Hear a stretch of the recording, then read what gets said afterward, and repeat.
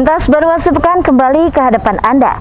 Ya pemirsa, guna mendukung program Revolusi Hijau di Kalimantan Selatan, Gabungan Kelompok Tani Hutan atau Gapoktan Sekalsel melaksanakan kerjasama penyediaan bahan baku industri dengan berbagai perusahaan pemegang izin usaha industri primer hasil hutan kayu di Kalimantan Selatan.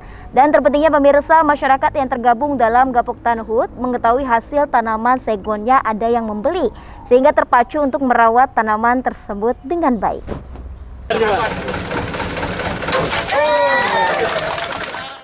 Ditandai pengibaran bendera START oleh Wakil Gubernur Kalsel Rudi Resnawan melepas pengiriman perdana kayu sengon 40 meter kubik hasil budidaya Gapoktan Hut Sengayam kepada PT Sukses Wijaya Adi Makmur. Kerjasama bahan baku antara Gapoktan Hut dan perusahaan ini merupakan salah satu upaya mendukung program Revolusi Hijau di Kalimantan Selatan. Terpenting masyarakat yang tergabung dalam Gapoktan Hut mengetahui hasil tanaman sengonnya ada yang membeli sehingga terpacu untuk merawat tanaman tersebut dengan baik. Penandatanganan kerjasama bahan baku dilakukan perwakilan Gapoktan Hut dan perusahaan disaksikan Wakil Gubernur Rudi Resnawan dan pelaksana tugas Kepala Dinas Kehutanan Kalsel Fatimatu Zahra. Kita MOU kan, nantinya akan dibentuk kerjasama selanjutnya dalam pada kontrak kerjasama bahan baku industri. Intinya kita ingin bahwa masyarakat atau yang tergabung dalam kelompok tani hutan, kemudian tergabung juga dalam Gapoktan Hut, mereka bisa mengetahui secara pasti bahwa hasil sengon yang mereka tanam saat ini itu ada yang beli, itu intinya. Jadi kita harapkan mereka akan pelihara sengonnya sebaik-baiknya, karena di ujungnya mereka akan ada kerjasama suplai bahan baku antara mereka sendiri dengan industrinya. Itu yang kita harapkan. Jadi revolusi hijau ini luar biasa. Kita sudah bangun sinergitas hulu dan hilirnya, sehingga apa yang mereka tanam, mereka akan dapatkan hasilnya. Ya, pemerintah, perusahaan, masyarakat, komunitas, ASN menanam pohon, saya pikir itu langkah yang positif.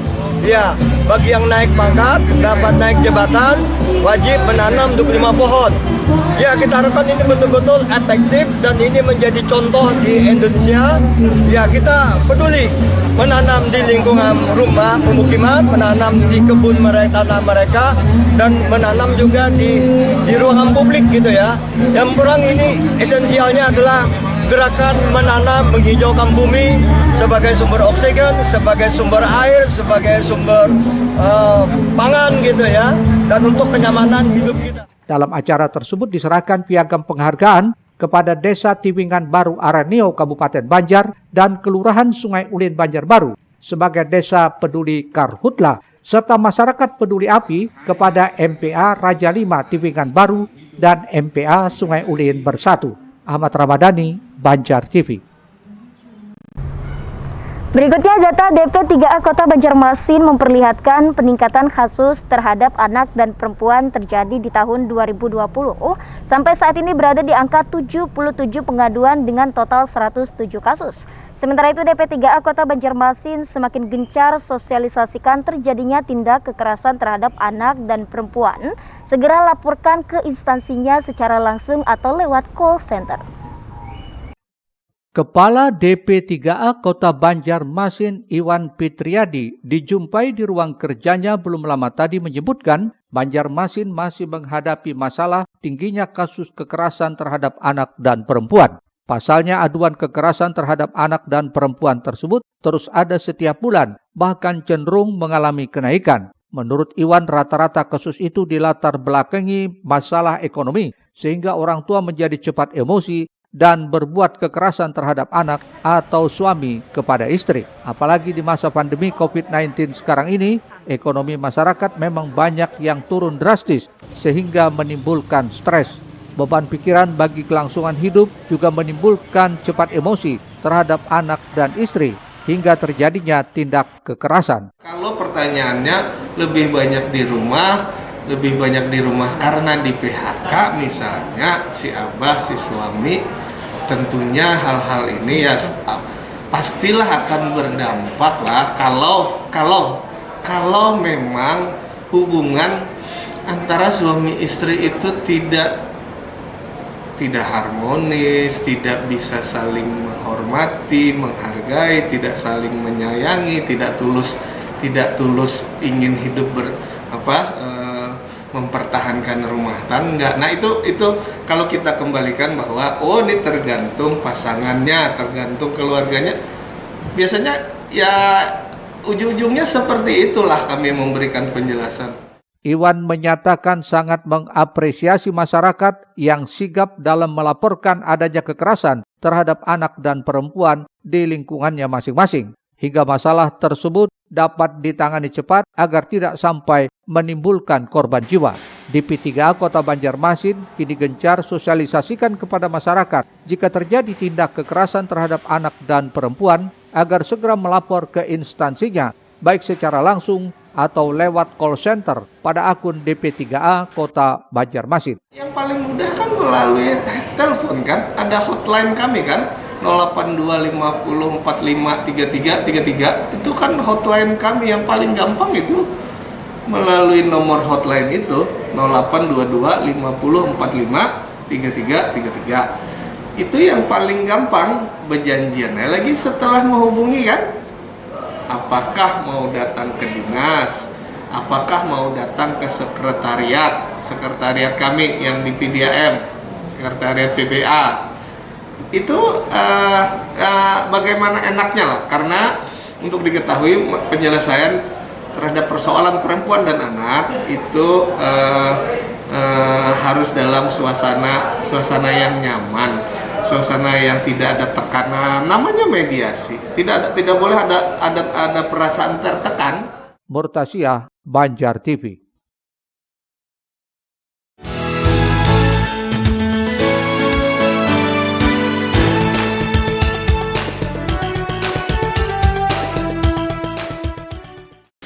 Banyaknya aduan yang masuk ke DP3A Kota Banjarmasin bisa dikategorikan menjadi dua sisi yang berbeda, bisa positif dan bisa pula negatif. Positifnya, sudah banyak masyarakat yang mengadukan adanya tindakan kekerasan terhadap anak dan perempuan. Sedang negatifnya, kekerasan terhadap anak dan perempuan di daerah ini terlihat jelas masih banyak. Bahkan tak sedikit yang harus dibawa ke ranah hukum karena tidak ada titik temu untuk berdamai. Yang pertama bisa kita lihat dari sisi negatifnya dan sisi positifnya. Sisi negatifnya adalah pastilah kita semua prihatin terhadap masih saja terjadi kekerasan, terus-menerus terjadi kekerasan terhadap perempuan dan anak. Sisi negatifnya itu. Positifnya peningkatan jumlah pengaduan ke kami. Positifnya adalah masyarakat sudah semakin peduli. Nah, coba kita samakan persepsi itulah. Dalam menghadapi masalah kekerasan terhadap anak dan perempuan, DP3A Banjarmasin mengedepankan mediasi ataupun perdamaian agar penyelesaian bisa dilakukan secara kekeluargaan. Namun jika tidak bisa, pihaknya menyerahkan ke ranah hukum. Berdasarkan data peningkatan terjadi di tahun 2020, sampai saat ini berada di angka 77 pengaduan dengan total 107 kasus. Dari jumlah 77 aduan dengan 107 kasus, kekerasan terjadi pada anak laki-laki 19 kasus, anak perempuan 40 kasus, sedangkan pada perempuan ada 42 kasus. Jadi kalau kita uraikan lagi per kasus lah, tadi kan 77 pengaduan. 77 pengaduan sampai hari ini 2020. Dari 77 itu jumlah kasusnya sebenarnya menjadi ada 107 kekerasan. Ada 107 dari 77. Untuk anak laki-laki dari 107 kasus tadi, yang dari 77 pengaduan ada 107 kasusnya. Yang menimpa anak laki-laki jumlahnya ada 19 orang. Yang menimpa anak perempuan jumlahnya 46 orang. Yang menimpa perempuan artinya yang dewasa, bukan anak, itu ada 42 orang. Jadi totalnya 19 tambah 46 tambah 42 ada 107 macam kasus kekerasannya. Adapun kasus yang dominan yakni kasus kekerasan psikis, seksual, serta kekerasan fisik. Murtasia, Banjar TV. Informasi lainnya pemirsa kami hadirkan di saat usaha lain banyak yang terpuruk akibat pandemi COVID-19. Akan tetapi usaha penjualan ikan hias di kota Banjarmasin justru ramai pembeli. Bahkan terbilang meningkat karena banyak warga yang mulai hobi memelihara ikan hias selama pandemi COVID-19 melanda. Sementara itu, salah satu pembeli mengaku tertarik memelihara jenis ikan hias lantaran warnanya yang menarik, sehingga bisa menjadi penghias ruangan. Selain itu juga sebagai hiburan menghilangkan kejenuhan seusai pulang kerja.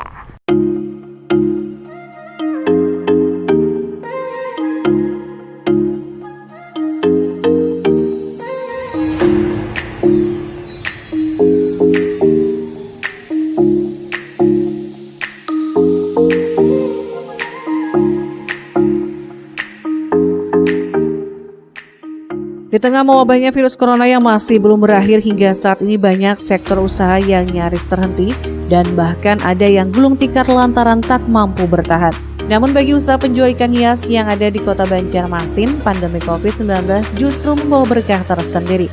Pasalnya selama pandemi, menurut salah satu pedagang ikan hias di kawasan Jalan Veteran Banjarmasin, penjualannya bisa dibilang lebih ramai dari sebelumnya. Pembelinya juga beragam, mulai dari anak-anak usia sekolah, remaja hingga orang dewasa. Menurut pedagang yang cukup lama menekuni usaha ini, ikan hias yang lagi ramai dicari yakni jenis ikan cupang, lohan, auranti, dan jenis ikan hias lainnya yang memiliki warna menarik.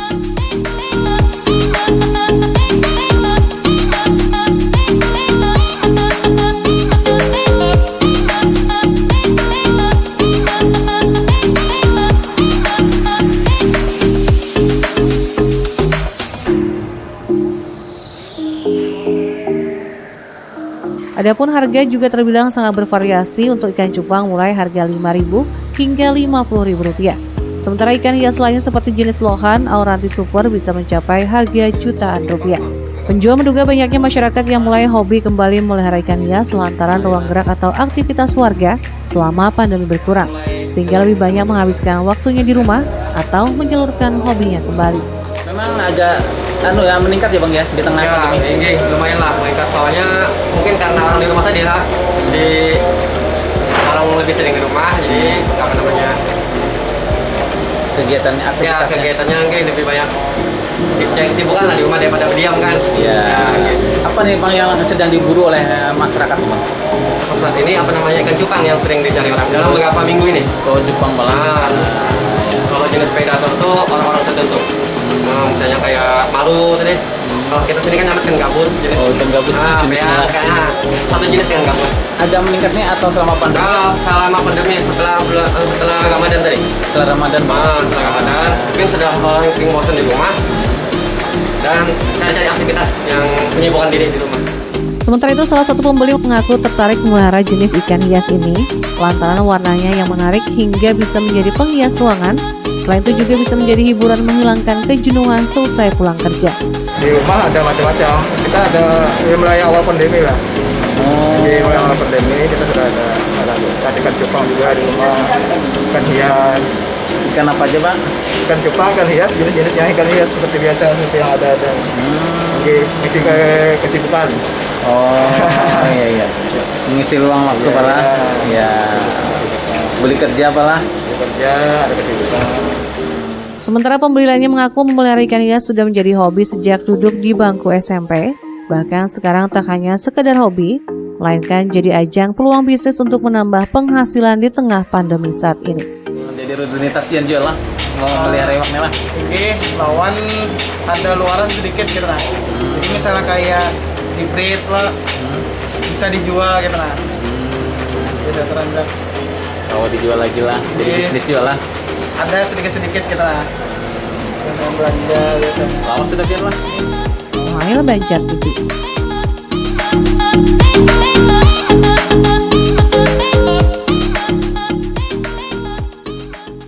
Ya pemirsa, tuntas sudah perjumpaan kita di Lintas Banua Sepekan edisi Minggu 3 Januari 2021.